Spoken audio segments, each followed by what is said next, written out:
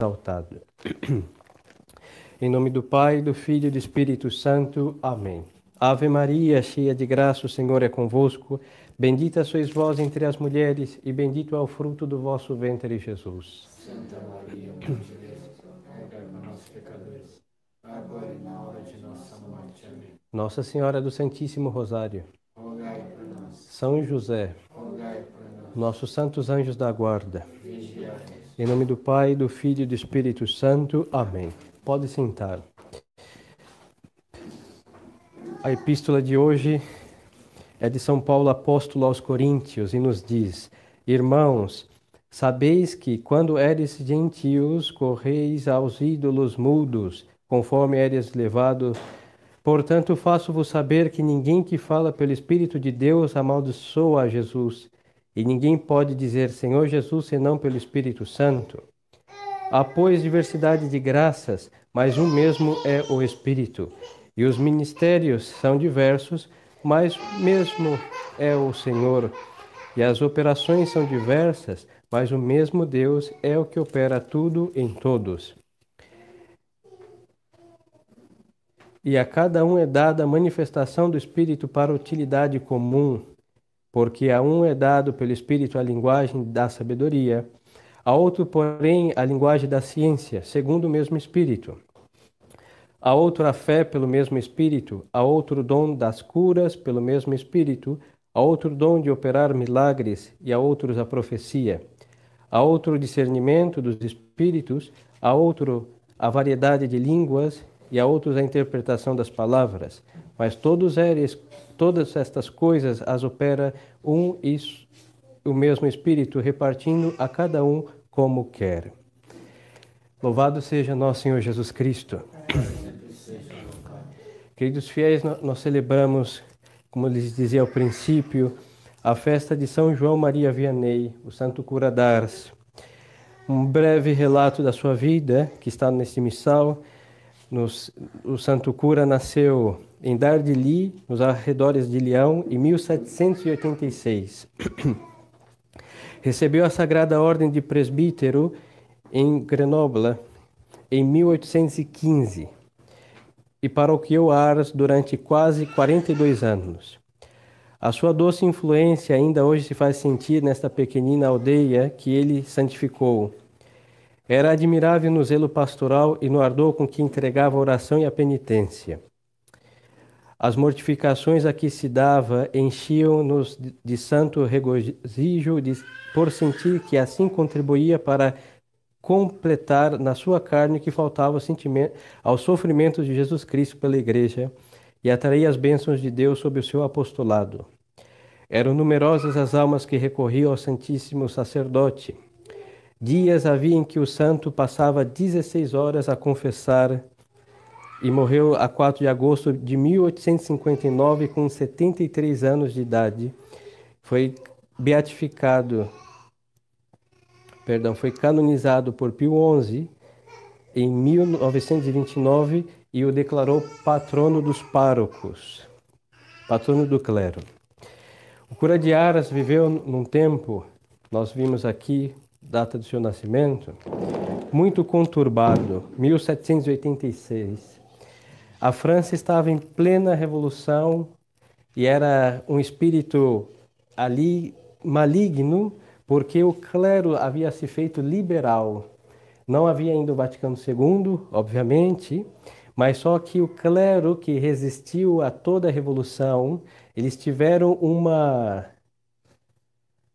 por ordem do governo, um tratado de paz liberal, em que eram chamados os sacerdotes juramentados.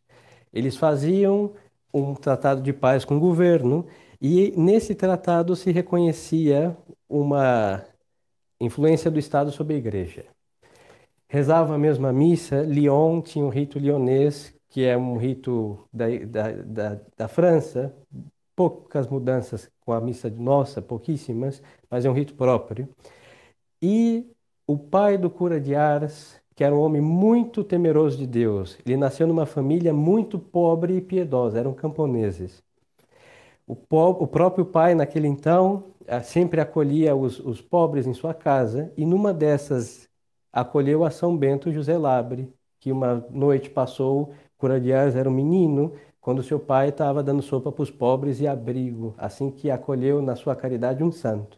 Vemos aí dois santos juntos, um já adulto e outro Cura de Ars, um menininho, pequenininho. O Cura de Ars, então, tem a dita de ter um pai que era antiliberal, como um bom francês que amava o seu rei e que era católico. E a qual foi o preço disso? Não assistir à missa dos padres que tinham feito o juramento. Nós não falamos da missa nova ainda, ela não existia ainda. O diabo não teve essa genial ideia, tá, de fazer um concílio e perverter a cristandade. Ainda não tinha tido, ou se teve, não tinha trabalhado para isso, pelo menos não tão claramente. Mas todos rezavam a missa tradicional, estavam todos unidos ao sumo pontífice, estavam todos unidos a seu bispo local, mas aqueles que fizeram um tratado de paz com uma constituição maçônica liberal, os fiéis a Deus não assistiam à missa desses sacerdotes, hein? Não estou falando que assistiam o Vaticano II, que aceitaram o ecumenismo, a liberdade religiosa, não é isso. Era somente um tratado de paz, que esse tratado de paz tirava um direito de Deus, que é a liberdade da Santa Igreja e a supremacia do Sumo Pontífice em todas as coisas. E estamos falando que a mesma missa, não eram duas religiões paralelas, uma protestante dita católica e uma católica realmente católica, como nós vivemos hoje. E então o que aconteceu? Qual foi o preço disso? O pai do santo cura, que era menino, teve que ter missa como estamos na mesma situação. Passa que nós resistimos a uma nova religião que não é católica. Mas eram nas casas. E o menino Cura de Ars recebeu sua primeira comunhão numa dessas, hein?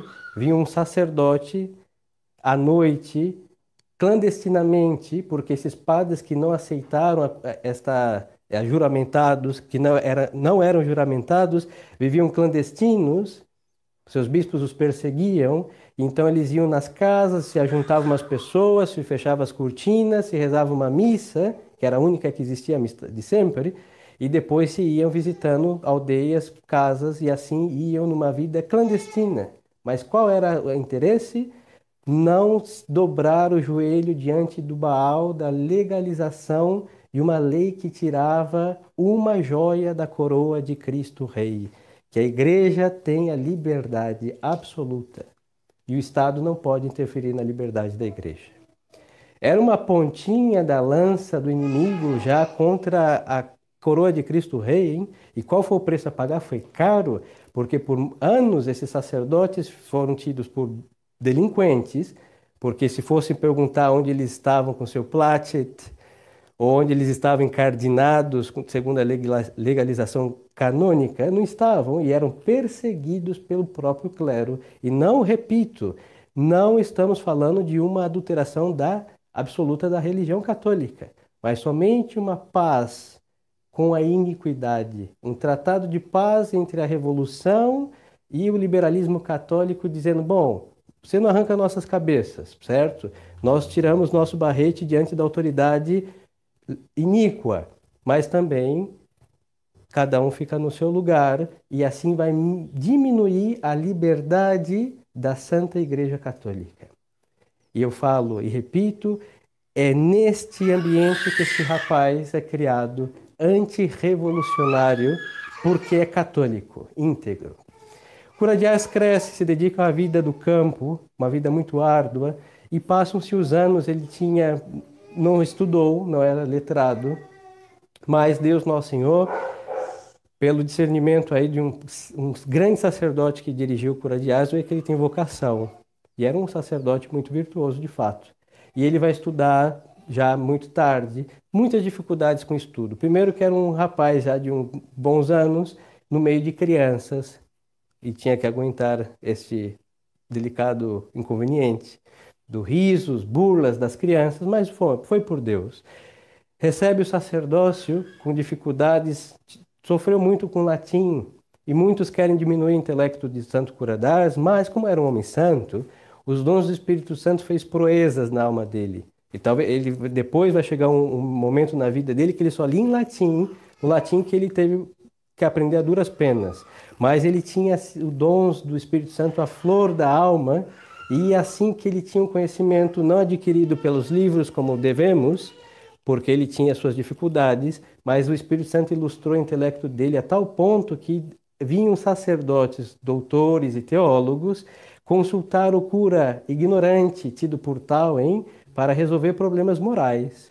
E certa vez um prelado lhe pergunta: reverendo, de onde o senhor tira essa ciência? E ele apontou para o genuflexório dele. É aí, eminência, que eu aprendo a resolver os meus problemas, os problemas morais, ou seja, resolver os problemas morais na presença de Deus, que é o autor da moral. E era com esta vida interior plenamente unida com o Espírito Santo que ele teve a ciência, que não foi pelos livros e suor e noites em claro, mas foi sim noites em claros das suas vigílias, dias contínuos na presença de Deus, nosso Senhor, que ao apostolado não tirava sua união com Deus. E os seus jejuns incríveis. E o próprio demônio que infernizava, como ele sabe fazer muito bem, inferno na vida dos outros, principalmente na vida dos santos, que infernizava o cura de Ars, e até chegou a confessar que se houvesse, não me lembro ao detalhe, se 2 ou 3 mais cura de Ars, ele ia pendurar os chifres dele e se aposentava porque a sua obra estava em ruínas, com mais 2 ou 3. E impressionante, o diabo reconhecer que realmente aquele homem era um perigo para o inferno. E é isso, este é o grande cura de Ars. E por quê? Esta alma foi plantada num terreno de Deus. É muito difícil, os senhores sabem, que é muito difícil resistir ao mal, quando aqueles que resistem ao mal são tidos por loucos. Nos nossos tempos vestiram a verdade de loucura. Então a sanidade é tida por insanidade. A verdade é chamada de mentira. A coerência com a verdade é chamada de fanatismo. Ser católico de verdade é intransigente, é tradicionalista, é gente louca. É isso que reduziram. Mas nós não somos católicos, ou não tentamos ser católicos aos olhos dos homens, é aos olhos de Deus. E assim que o cura de Ars sempre foi católico aos olhos de Deus, porque isso que ele aprendeu do seu pai, isso que ele aprendeu da sua mãe. E assim a sua vida vai ser realmente direcionada para Deus desde o berço.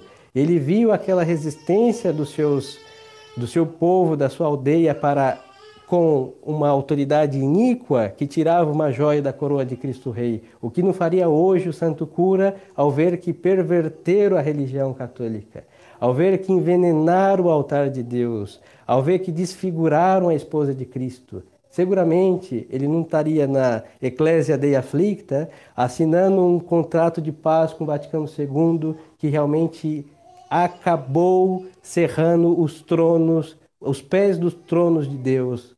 Ele não faria uma coisa dessa. Se por uma razão política que diminuía em muito a glória de Deus, ele teve que pagar o preço da clandestinidade na sua infância, e o seu pai, sua família também, quanto mais com o seu sacerdócio honroso, ele jamais se venderia por uma suposta obediência, que hoje um homem tão, com sua maestria tal, fez da obediência o grande pecado, porque é desobedecer a Deus, para obedecer a homens, supostamente autoridades, e assim fizeram da obediência o caminho da condenação de tantas almas, porque ela desobedece à verdade, desobedece à moral, desobedece à lei natural, inclusive, e desobedece os ditames em definitiva de Deus Nosso Senhor.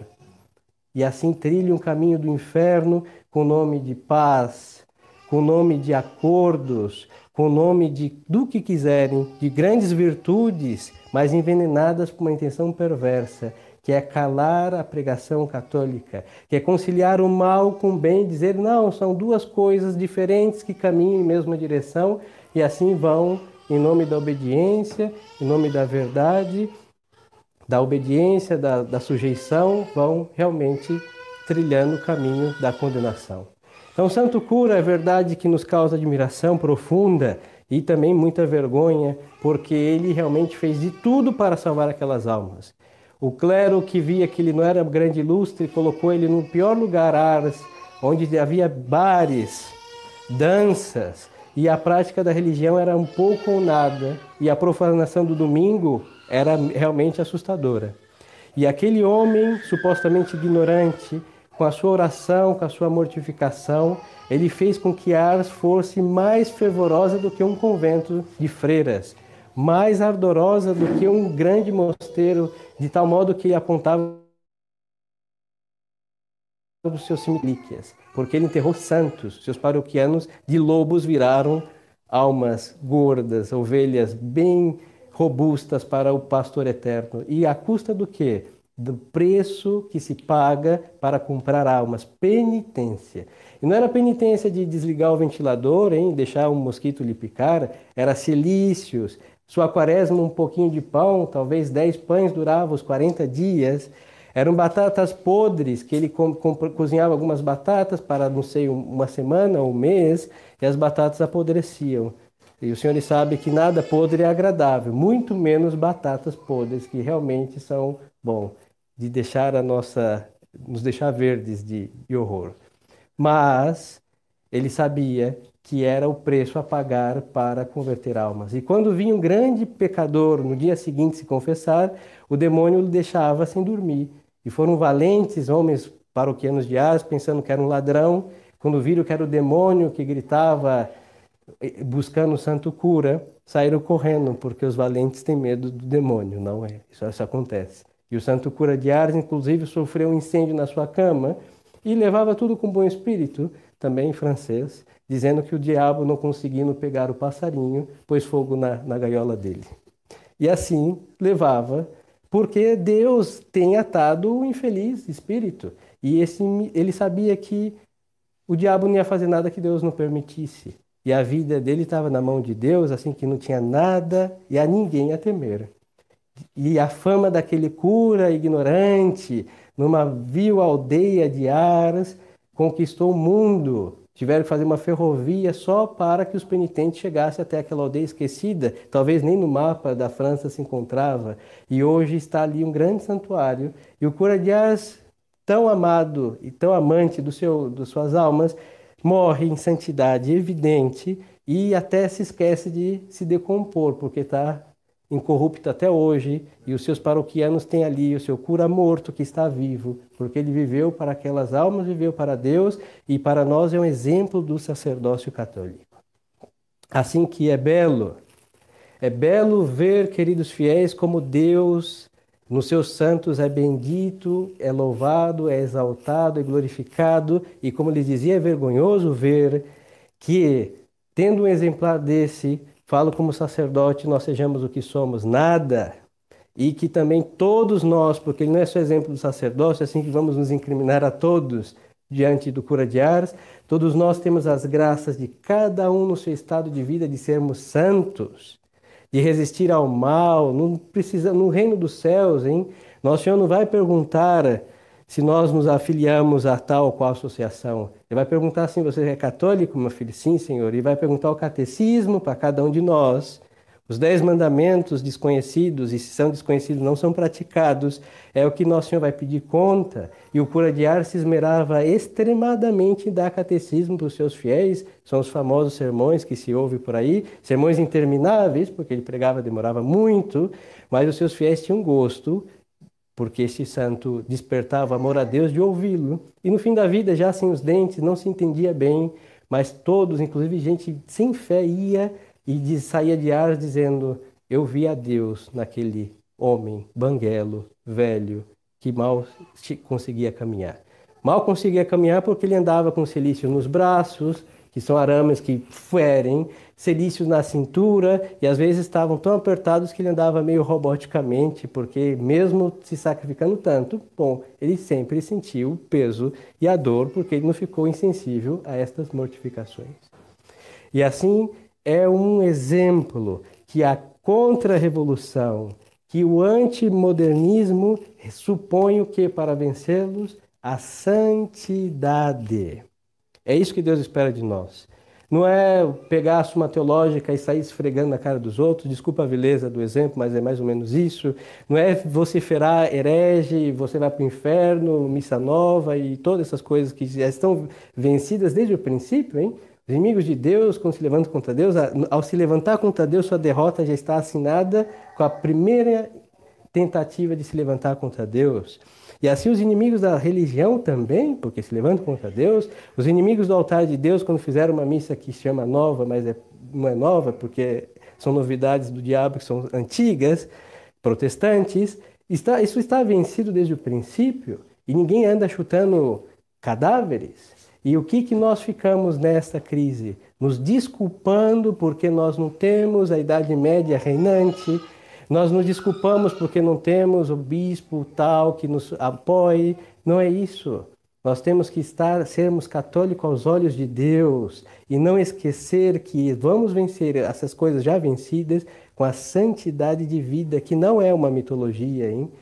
Não estou falando de Hércules, estou falando do cura de Ars, que viveu há alguns séculos atrás, cujo corpo está ali, Deus deixou e conservou incorrupto para mostrar que era um homem que viveu de verdade.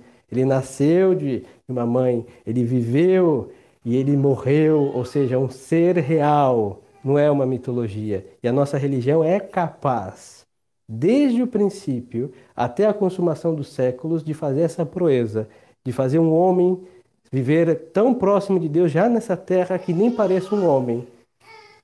Pelo que ele comia, pelo pouco que ele dormia, poderíamos desconfiar que era um anjo disfarçado de homem, mas não era um homem, porque ele morreu.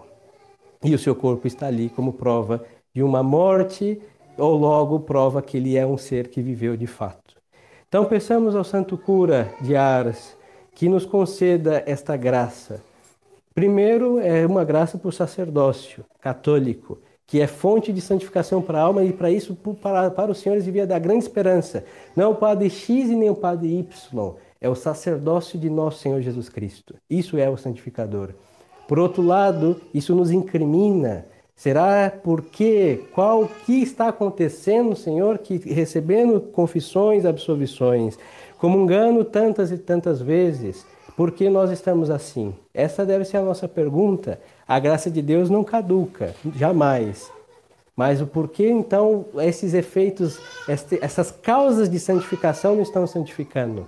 Então, remover os óbices, remover os obstáculos dessa graça que, muito provavelmente, no meu diagnóstico de sacerdote, vou dizer, sem que Deus, se eu estiver errado, tenha piedade de mim, que é o nosso grande liberalismo.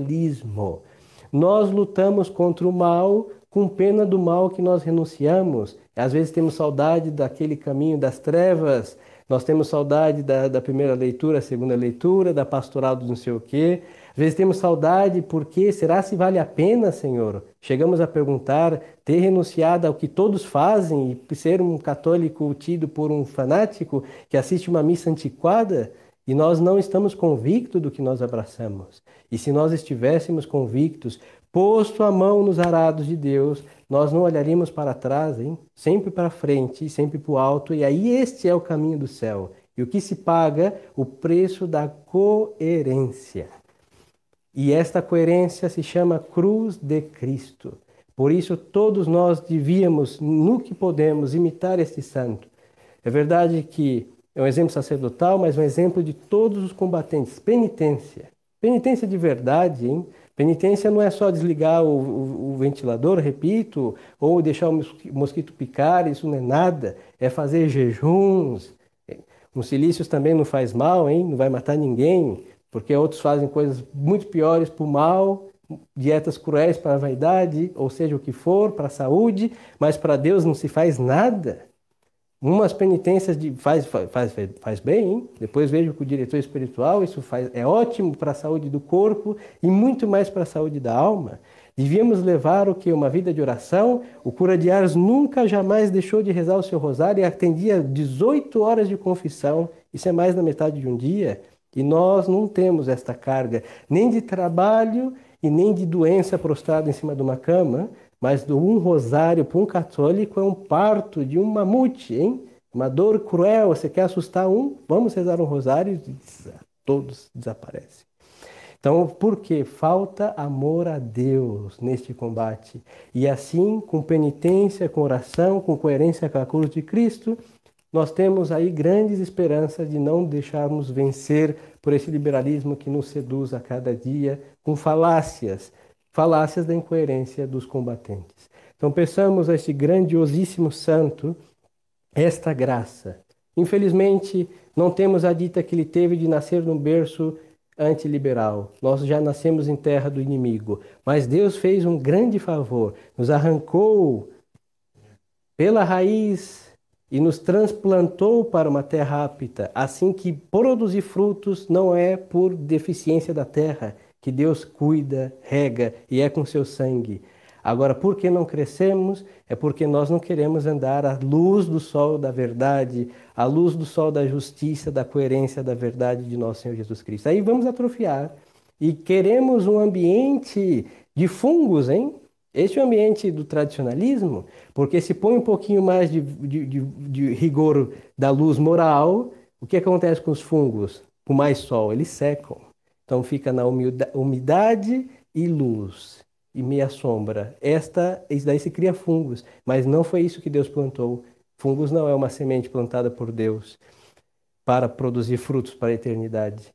Então peçamos a este santo gloriosíssimo que nos conceda a graça da coerência com a cruz de Cristo vivida em nossas vidas de verdade, e assim nós não seremos vencidos pelo liberalismo, pelo comunismo, pelo sionismo, por todos esses ismos inimigos de Deus que já são derrotados por nosso Senhor desde o princípio. Louvado seja nosso Senhor Jesus Cristo. Em nome do Pai, do Filho e do Espírito Santo. Amém.